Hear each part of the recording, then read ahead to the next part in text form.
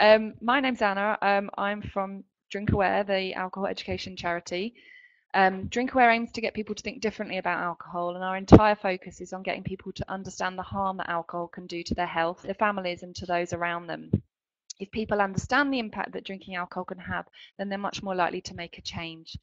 This webinar is part of a campaign that we're running at the moment to help tackle the harm that children and young people can come to from underage drinking.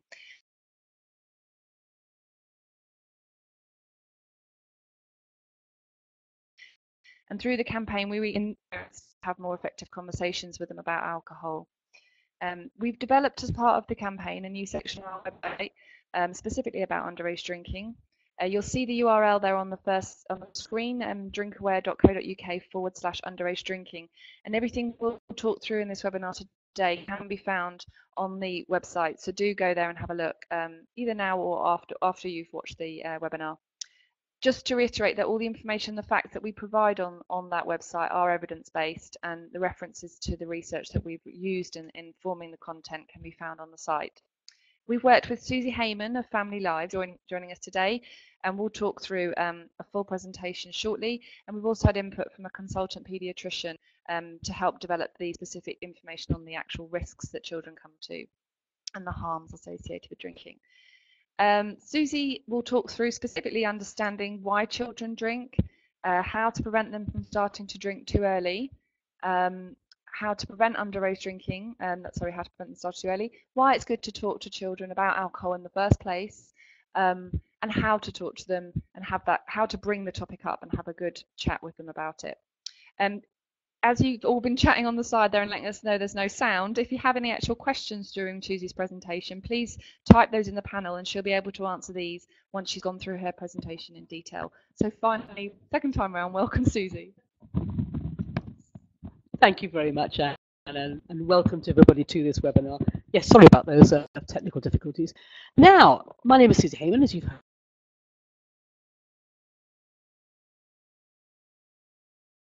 I'm a trustee I'm an agony aunt, I'm a relationship counsellor, and I'm a parenting educator and a writer. And I did indeed do a lot of the copy that's on the website on all these issues, because I talk to a lot of parents, and this is the point. One of the questions they ask, I have teenagers, how can I prevent this? How can I prevent them from drinking? And it's very easy as a parent to rather feel, particularly when you're in a conflict situation with teenagers, aren't we all? Aren't we ever? That they don't listen to a word you say, and there's nothing you can do. So as Anna has already said, I'm going to be talking about how to prevent underage, why it's good to talk to children about alcohol, how to talk to children about alcohol. But let's start off with understanding why children drink, because the point is that if you understand what's going on and why why they're doing it, that often can actually give you the key to do something about it. Because the funny thing is that the first drink, sip of beer, sip of wine, is often horrible. Yeah, don't like it. But they persist.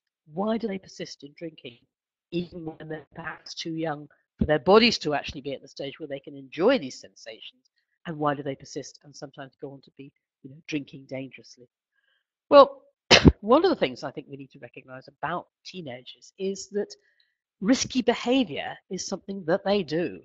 They do it quite deliberately. They often, make risk assessments and still go ahead. The problem is that their ability to actually assess risk isn't as strong as it might be in adulthood. What happens in puberty is that there's a switch. There literally is a switch in the brain that switches on their capacity to enjoy sensation, their need to enjoy sensation. This is why teenagers are so enthusiastic, and they seek out the situations and the behavior and the activities that give them a rush. It's actually in the brain chemistry that that's what they do. And often, even though they quote unquote know better, they'll still go ahead anyway, because that's what their body is telling them they crave and they must go ahead and do. What is also on at that point, of course, is the thinking brain, the ability to assess, to plan, to sort of see the consequences, to self-govern, to be self-disciplined. That is switched on, and that starts developing in the teenage years, but it lags behind that bit about the sensations. And so it's not really fully developed until they're 16 or 17. And actually, it needs fine tuning until they're 20. And this is why even later teenagers still do stupid things, because they can't quite apply what they know might be dangerous to what they're actually doing themselves. Their ability to be sensible is not quite yet there. They need you to be the still small voice of conscience, as it were, and to say things and to pull them back and to remind them. They do need you, and they do listen to you. Now, why do they drink apart from the seeking sensation, risky behaviour? Well, part of it, I have to tell you, is they copy you. They copy your drinking habits. If think about when they were young. Think about the toys that children play with. Often it is mimicking what their parents are doing. They want to be like their parents. They want to be like you. And if they see you coming home and reaching for a drink, saying, "Oh gosh, I've had a terrible day. I need a drink," well, then that's what they're going to do as well. They don't do as you say. They do as you do.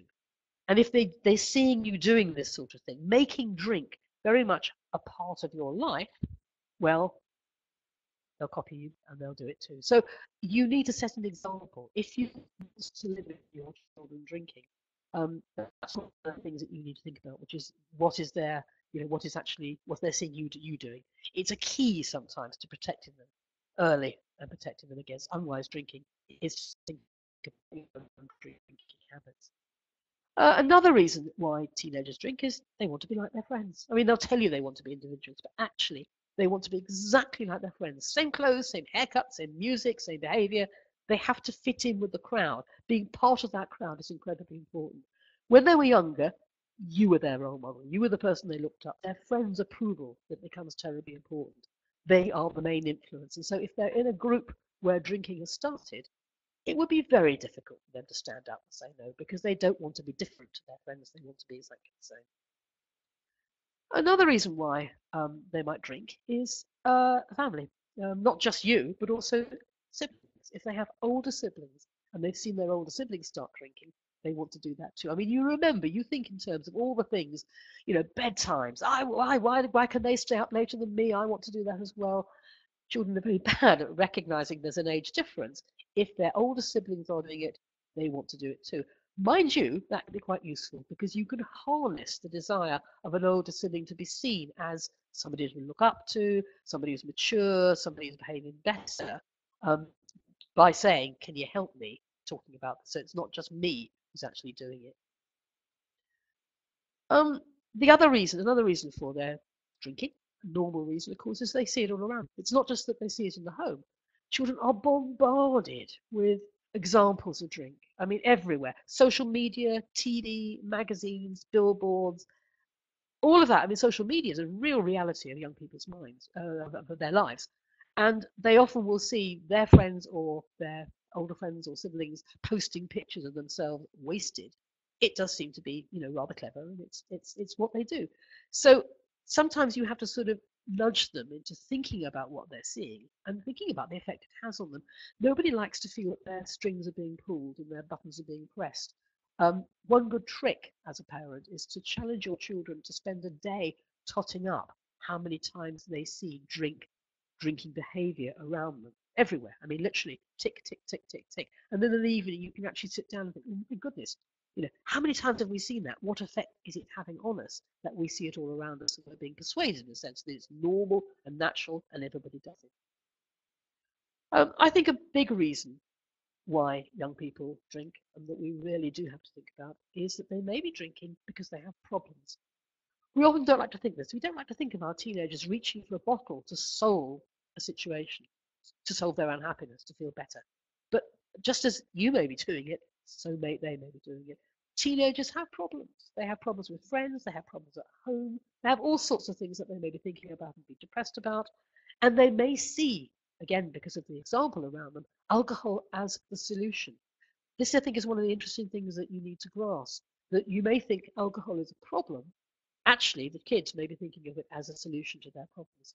And that therefore, just looking at the drinking behavior may not be the way to limit it or stop it. You need to look at what's the problem that's leading them to be drinking. And that's what needs to be solved. That needs what will need to be discussed. That is what needs to be looked at. Another element, of course, is the natural desire of adolescence to test you, to push you, to go against the boundaries. They're also testing themselves. How far can I go, and how far, what can I do that really pushes me? They want to push. They need to test and see, whether you're going to put your foot down, how far you do it. But it's very interesting that actually they don't necessarily want you to relax those boundaries. I think you do need to be flexible with young people. You need to talk to them. They are different from children. Sometimes those rules do need to be relaxed. But there is a time actually when young people want you to stand firm and say this far and no further because I said so. Those boundaries can be seen as confining, but also they can be seen as exceedingly safe. And sometimes they need them. I think I've talked to young people who've actually said, "My parents don't love me." They don't say no. You think you're being liberal and wonderful and letting them do what they like and isn't that nice and they want it. Actually, sometimes they want you to say no. Too many rules can hamper a child and stop them actually finding out their own ways of dealing with things. But not enough rules can make them feel, well, hung out to dry, quite frankly. They want to prove they're grown up. And I think there's a little bit of a danger here in don't tell them that they shouldn't drink because it's adult. Because their instant thing is, well, I'm an adult. And they may want to actually push against that. So they're going to, one way of doing it is not to say you can't do it because you're not grown up. You say, yes, you are mature. Your body hasn't quite caught up to that. If you want to prove something, prove to me how emotionally mature you are and how we can actually manage this. We have to think about helping them really develop their resilience. I think this is important things. If you're preventing underage drinking, one way of doing it is to help them build up their resilience and their self-esteem.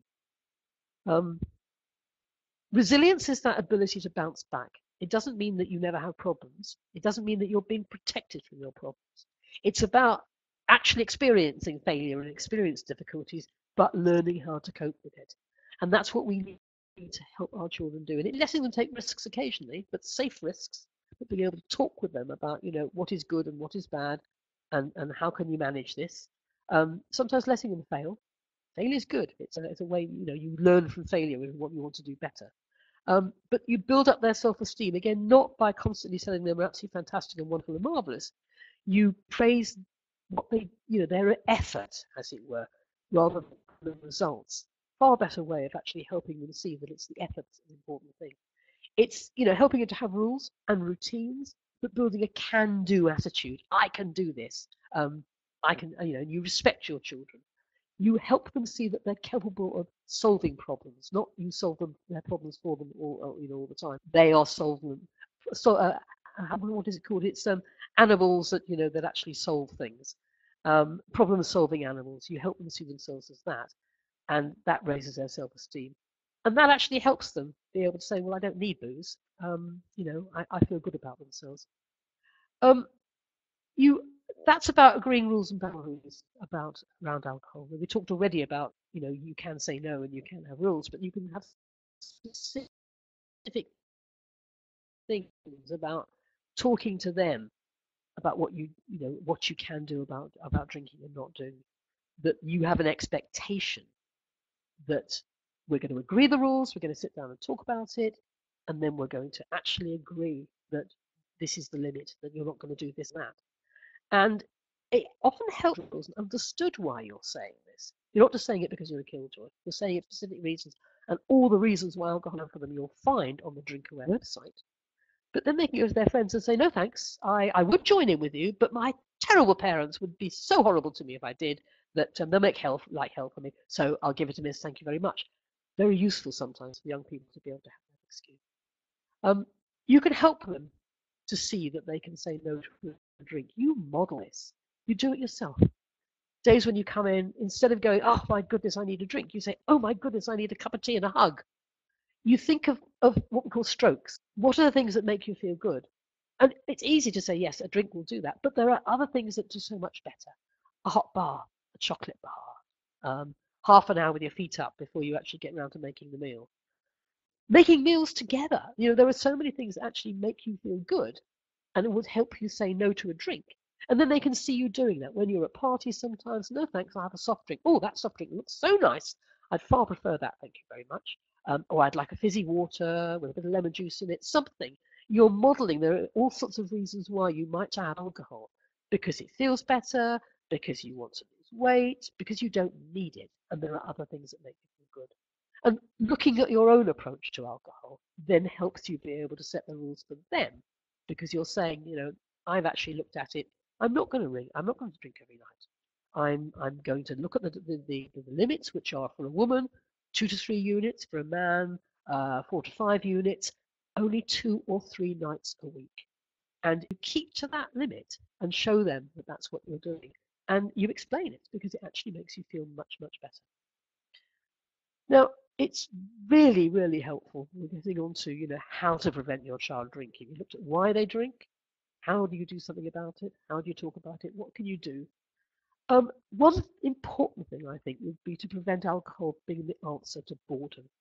Kids often reach for alcohol because what else is there to do? If they're gathering in the park with their friends and they're bored and they can't think of activities, somebody will bring a bottle in and the next thing you know, they're drinking regularly. Okay, give them something else. I mean, when they were much younger, you would take them on play dates. You would see it in a sense as your job to entertain them.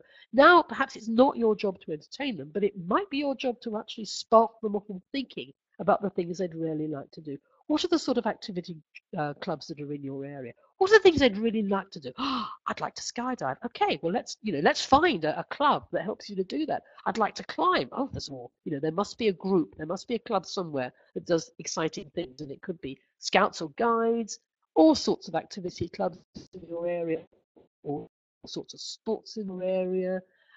You might be that you challenge them to read certain books to find out certain things, playing certain games. There are so many things that are there. I think if they are sparked off by you to see them as the answer to boredom. And the other thing, once you've started that, is get welcome their friends. Because again, if they feel the only place they can go to be with their friends is in the park, that's where unsupervised the booze out. What about your being the house and you're getting in touch with other parents and making their houses also the safe havens where teenagers know they can go? They're not going to have people sort of standing over them telling them what to do, but you are going to supervise them because you're not going to allow alcohol, but you're going to provide endless hot drinks and soft drinks. You're going to provide the biscuits and the chocolates and whatever, and a welcome and access perhaps to a television. I mean, it just means you're saying, come and have your club with me, but there's one rule: no alcohol. You'd be surprised how many of them actually would happily take you up on that because it's cold and wet down the pub, down the park. They may be able to drink, but everything else is hideous. Your safe home, where they're welcome, where even if you think, I really don't like that friend, but you still put on a nice face, that makes such a difference. And part of that also can be making contact with other parents. That's actually quite an important thing. That, again, if you're friends with the parents of their friends, you can talk about the rules. You can talk about what you've learned. You can say to them, I've set these rules in place for my kid because I've been on the Drinkaware site and I've seen the dangers. I understand about this. Have a look yourself and let's get together to make this something that we all agree on. And so that you're not sort of, as it were, chasing them around. What you're doing is you're all of them offering that welcome where they're safe and you have all agreed those rules.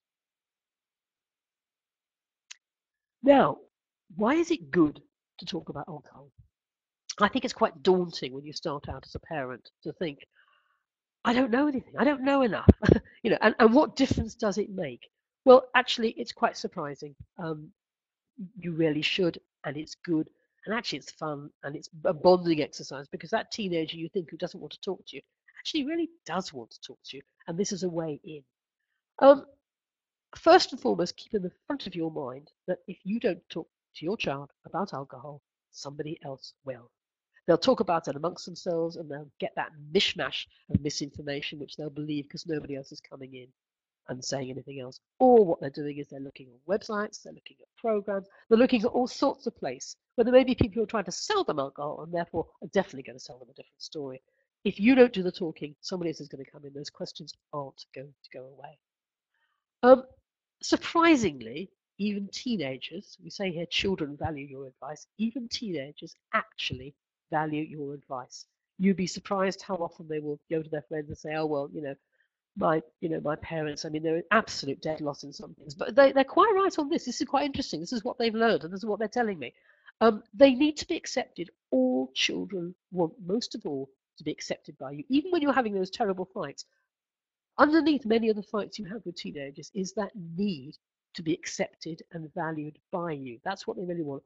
They want you to say, "I love you." And you can say, "I don't like what you're doing. I don't like some of your behavior, but I love you." And that makes a tremendous difference. And then they will value your advice and they'll listen to your parents. All the evidence, all the studies we've shown, we have shown that young people listen to their parents and will do as they say and will take their advice. If you do it, you have to have those conversations. And even if you feel that you don't know enough, what you go in saying is, "I don't know, let's find out." Admit, "I don't know," and learn that as a phrase. "I don't know, let's find out together." And they'll respect you for it. Because we do know from all the evidence that the more you talk to children, the more you talk, the happier a family they are. That comes up again and again. Happy families talk. They don't just have the talk, they make it as an ongoing process, talking about all sorts of things, tackling those different subjects, tackling them over things like, a cup of tea or on the sofa, talking in the car, talking over a meal. Shared meals are absolutely vital. But the more you talk about anything, the more you talk about drinking, the more they'll listen to you, and the happier you will all be.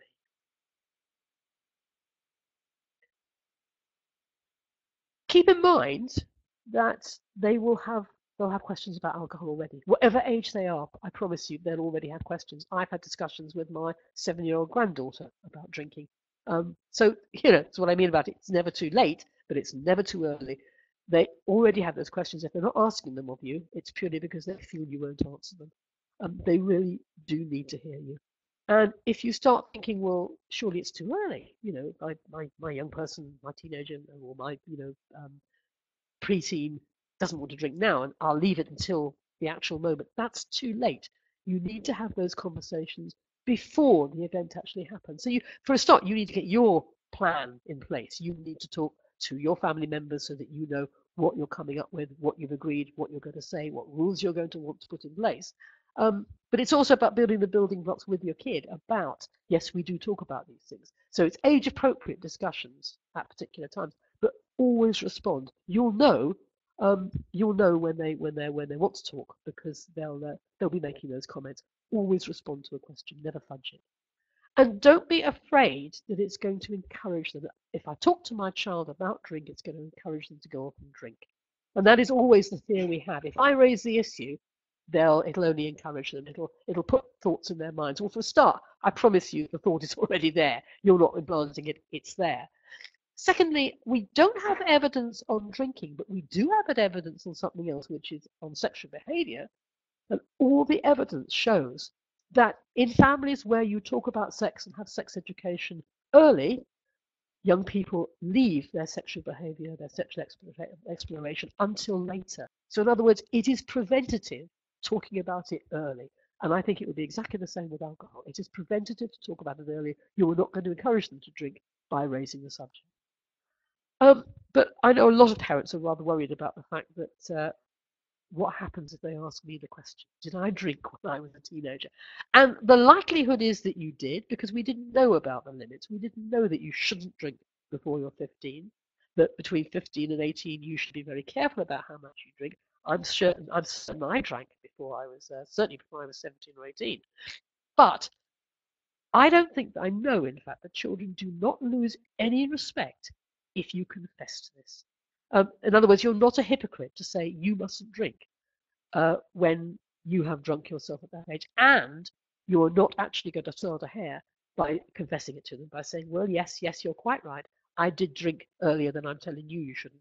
But you then say, because I didn't know this, my parents didn't know this. I'm sure if my parents knew the things that I've learned, they would have said exactly what I'm saying to you. If I had known the things that I have now learned, I won't do it. So I think it's very important to actually be honest to them about what you did and say, and that's why I'm saying I really don't want you to drink at your age. I think another thing that we often do perhaps hope for is that we are going to be saved, shall we say, about by our school, by their schools. I get a lot of parents saying to me, yeah, but I don't have to do this because the schools do it, surely. And some schools are very good. They have leeway, however, within the curriculum for exactly what they talk about alcohol, whether they're going to go into all these issues that we're discussing here, whether they're going to be giving all the facts that are on the Drinkaware website, whether they're going to be dealing with all the issues that we certainly at Family Lives know comes up. And I think that parents and schools should be working in partnership. I certainly don't think that we should sit back and think they're going to do it for you. They may not do the really important issues. They'll do some of the facts, but not the important discussions.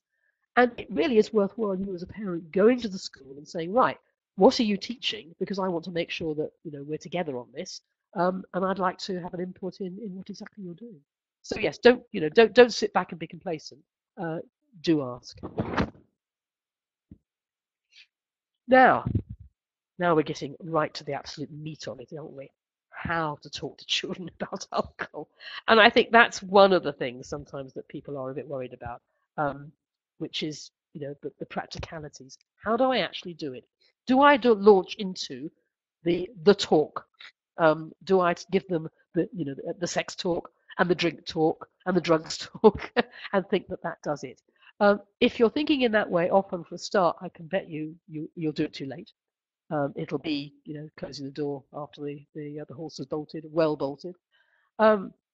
But also, it's not about the one talk. It's actually about a process and about an ongoing conversation. So this is why we get back to the idea it's never too early to start talking about drinking, to start responding to their questions and their queries and their worries. They may experience an awful lot earlier than you think. So you've got to make sure that you've got all those skills, you've got the skills in place. This is where Family Lives and Drinkaware come in by helping you get those skills so that you are ready when the first discussion comes up, when the first question comes up. You might be, I think one of the important things is getting the timing right. And that means not just about when in their age group you might get it, but it's also about the right time in the day. In other words, you don't suddenly say we want the discussion when they're just about to go out and see their friends. When you suddenly think, oh my God, their friends may be offering them drink. Now let's have the drink conversation. And they're literally dancing on their feet, wanting to go out the door. Or you suddenly thought we need this discussion, and they're just about to go to bed. And they're really tired and they're crabby, and then it just ends up in an argument. So choosing your time is important. And it seems like over a shared meal, I think shared meals together are such a good idea. Round the table, everybody being able to chip in, everybody being listened to. When you're wanting a young one-to-one talk, sometimes the important thing is to make sure it's not eye to eye. You don't go to their room because then they feel cornered. You don't say, come into my room, because then they feel as if they're, in somebody else's territory. Try the side to side when you're driving, when you're watching on the sofa together, not eyeballing each other, when you're washing up, when you're cooking, that sort of thing actually makes it really, really, relaxed, and they don't feel that they're being, it's an inquisition, shall we say. I talk about don't react, act. And what I mean by that is that if you leave it until it's until it's later, if the idea is, well, I'll bring up the conversation when it's, when it suddenly becomes relevant and necessary, in other words, when they're about to drink or when they have had their first drink, you're on the back foot always. The best thing to do is to act. Don't leave it to deal with when it happens. Have your plan, have it sorted, be proactive, get in there first. And get the tone right. Tone's incredibly important. Apparently, I can't remember what the exact statistics are, but the amount of meaning that comes over in a conversation is not, the words are actually almost the minority of the meaning. Everything else, it's the way you look, the way you're standing, the way you're relating to the person. Crossed arms means you're defensive and you're actually sort of almost blocking the person out. Your tone of voice says whether you're interested in listening to the other person or whether you're just dismissing them. Your facial expressions, your body language, all send a message far more profound than your actual words. So you really need to think very carefully about, am I showing respect? Am I showing I'm listening? Am I showing I'm not trying to dominate? One sort of important trick actually is to do what you call mirroring. You'll find if you're talking to someone and you're on the same wavelength, you often actually adopt the same, you're both of you, for instance, with one leg crossed and, leaning the same way. So you can consciously try and mirror the physical, stance of your child, which unconsciously sends the message that I'm with you and I'm listening. And you start off always by checking it out. And what that means is that you find out what they already know. Again, launching into your speech, you are likely to get the, oh, mum, know all about that. Don't lecture me. Right. So the first thing actually is to ask a question. What do you know about this? Tell me about this. Tell me how you think about it. So you're actually showing that you're listening, and you're finding out which of the bits they do know myths, whether whether actually what they're reacting to is not very helpful, or whether they do know some stuff that you need to know about. You're on the same wavelength if you've asked the question. Choose a neutral location. And what I mean by that is, again, I've talked about, if you go to their room, they feel as if they're cornered. If you summon them into your room, they feel as if they're on sort of bad territory. If you feel, okay, we're now going to have a proper conversation about this, it might be useful to go out, to actually say, come and have a coffee, come to a coffee bar. Sit there in what is a neutral location where both of you feel comfortable and as if you each have a sort of a, right to be there. Again, the sitting side by side really, really helps, not being eyeballed. And you start off that conversation in a relaxed way. We need to talk. I'd like to know about this. Let me tell you how I feel. I want to know about how I feel. And a very, very important, helpful thing is use conversation triggers. Now, what that means is that you think about something like what's happened in your family. You think about something like, Emmerdale or Coronation Street, a particular storyline where alcohol, and you say to them, what do you think about that? Tell me what do you think? And that will lead you into being able to have the conversation about it, where you can then be honest, where you can admit to what you might have done, admit to what you feel, and you can get on to the setting the rules. As I said, we've already talked about young people wanting flout rules and push boundaries, but actually they respond very well to your saying, but this is why I think it's so important. And you can empower them to make decisions. You can help them see that they themselves can set their own rules. They can think about it if they have the information. Using what is on the Drinkaware site is incredibly important. It gives you a lot of stuff, a lot of facts that you can actually say, well, what do you think about this? Look at this. And how about that? And to see how other people have tried it. And talking to other people really, really helps, I think, to find out yourself how other parents think about it and what they've done. And, back to the idea of when to ask them, when to have this conversation, perhaps the worst thing, I know I've been asked this many times, what if my child comes home drunk? Worst time to actually have that conversation, I would think, because they're drunk. They're not really in a state, you're angry and upset, they're drunk. What you do is you take a deep breath and say, we'll talk in the morning, go to bed, you make sure they're safe, and the next morning you say, right, come and tell me what happened. Let me tell you how I feel, but come and tell me what happened. It might be that they didn't know they were drinking alcohol. It might be they're horrified at what happened. You don't know until you actually have that conversation. So now I think we're going on to the bit of the tough questions. And I've got a whole load of ideas here of what are the tough questions they ask you. But Anna Fraser has actually asked a question. Let's have a look at this. I have a question. My partner and I are going to a New Year's Eve party, and alcohol will obviously be around. My 14-year-old daughter will ask to have a drink. Should I buy something to take in anticipation, or should I just say no?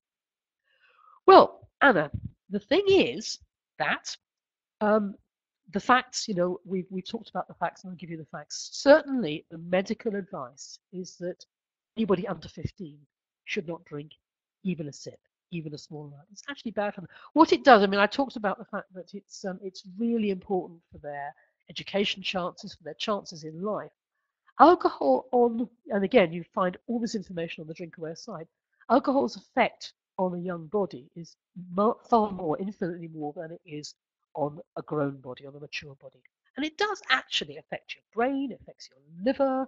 I mean, one of my arguments with my granddaughter is, look, I've lost brain cells because I drank when I was early. You don't want to be like me now, do you?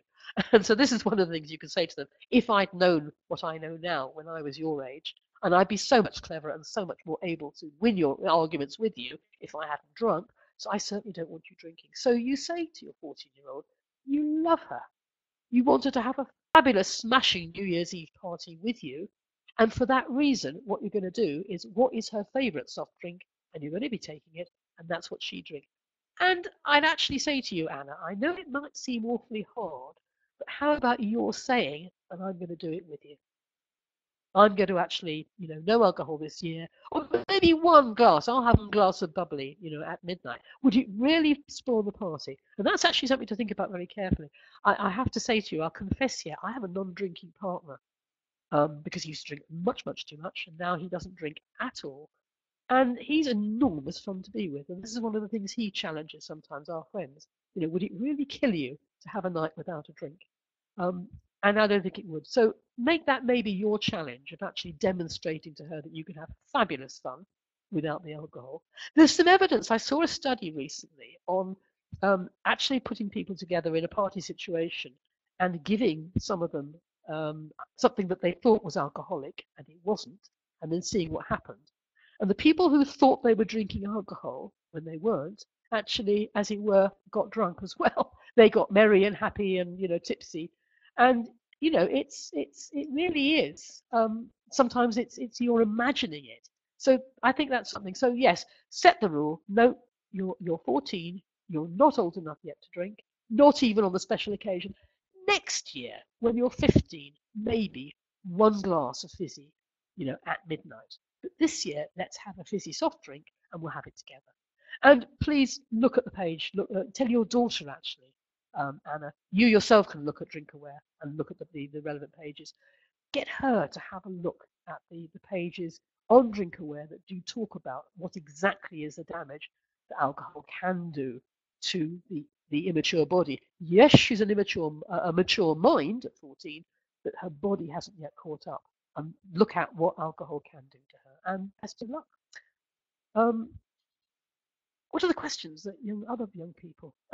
My pleasure, Anna. My pleasure. I hope she's okay. Okay, we've got some other questions that have come in actually, coming on Twitter, and some that we actually got in earlier on from people that knew we were doing this. One is that I'm already providing alcohol for my child, and have I missed a chance to talk to them? I think this is actually a real opportunity to jump in and be able to say, oops, I got it wrong. And I think it's really important, actually, to be a parent who is able to say, I made a mistake here. It's very funny in politics. Often they talk about U-turns as if it's a bad thing, rather than, gosh, isn't it intelligent to be able to look at evidence and say I got it wrong? I think yes, you can. You haven't missed your chance, but because what you can now do is say to them, I made a mistake. Look at this. Come and read this. I really don't want to have you harmed. So I'm changing the rules. Look, you can see why I want to change the rules, because it's not safe and not good for you. So it is going to be different from now onwards. It's going to be different until you're older, and this is why. And it really is about my not being a killjoy. It's my wanting to, you're to enjoy yourself, but you absolutely, I'm going to say no to you. And we've had another one come in on this bit, disagree about how much 15 and 17 can drink over Christmas. He thinks a glass of wine at Christmas dinner and some mild wine later wouldn't do any harm. What's best? Right, 15 and 17. 15 could be the age at which you can say, I mean, we do say, the limit is 15, maybe to have one drink. 17, yes, one drink. I'd be tempted, I have to say, if they were children of mine, to say that the limit is 15, but not quite yet. In other words, that's 16 onwards rather than 15 onwards. And I would actually say to your kids, you're different. You've been different, or you've 2 years difference. And what's the point of growing up if you haven't got something to look forward to? So this year, I would say to the 15-year-old, no, it's your favourite soft drink that you're having. And to the 17-year-old, you can have one glass, one small glass, and that's very important. Think about mulled wine; often is very, very heavy on the alcohol content. So be very careful about how much that. But 1 unit.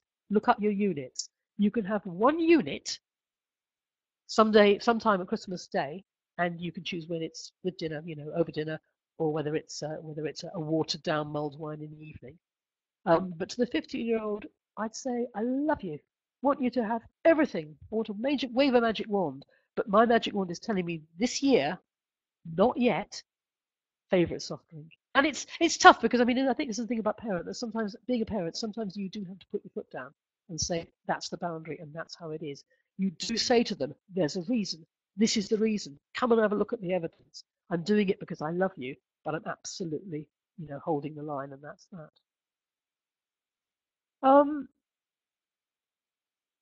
If you've got more than one child, this is something you are going to have to deal with. You're going to have to be saying to your kids, there's a difference here. That when as children are growing up, they earn their privileges. The time that a 7-year-old goes to bed is different from the time that a 9 or 10-year-old goes to bed, and that's how it is. And yes, I know this isn't what sibling rivalry is all about, and you do have to manage it very carefully. But it's about saying to kids, this is almost a privilege to be earned. You'll get there eventually. Isn't it wonderful that it's almost like a present that you're going to eventually get? This is, I taught my granddaughter at a very young age the phrase, and my godsons, deferred gratification. And she loves it. She actually can parrot it back to me, deferred gratification. In other words, you can't have it yet, but you'll enjoy it more because you've thought about it and eventually you get there. So teach them about the concept of deferred gratification. The younger one, you'll get there eventually, but you will have to wait, and it is different. Another question that's come in. I know that other parents may not share the same views as I do about alcohol. Do you have any advice on how to approach this topic with them? Well, I think best advice first up is I found this wonderful website. It's called Drinkaware. Have you seen it? Really do actually look at Drinkaware. Look at the website itself. It's got lots and lots of really interesting, quite important advice, and it's got advice on how to talk to your kids, how to manage this. And I think that's one of the things that you're passing to parents. I've discovered something. I know something now that I didn't know before. And I know there's a danger to children. I hadn't realized that how much alcohol can be dangerous to kids at this age, and I'm really wanting to act on it. I am going to act on it. Now, it's obviously up to you what you're going to do, but this is going to be the rule in my house, and it is going to be the rule I'm going to apply to my children. So that when, for instance, you are letting children go to their friends for parties, you do say to parents, oh, by the way, I've been reading up on this information. I've realized that I really, they shouldn't drink because it is dangerous. My kids are going to come to you with an absolute rule that they're not allowed to drink. I would be very grateful if you would make sure that was kept. And do you want to have a look at the information yourself? Because you also may want to think it through. So it's about helping them. So I hope that we've given you lots of suggestions and lots of things to think about and talk about. Please do go to the website www.drinkaware.co.uk/underage drinking. That's www.drinkaware.co.uk/underage drinking. Get all the information that is there, and I hope it's useful, and I hope this has been useful. It's been nice talking to you.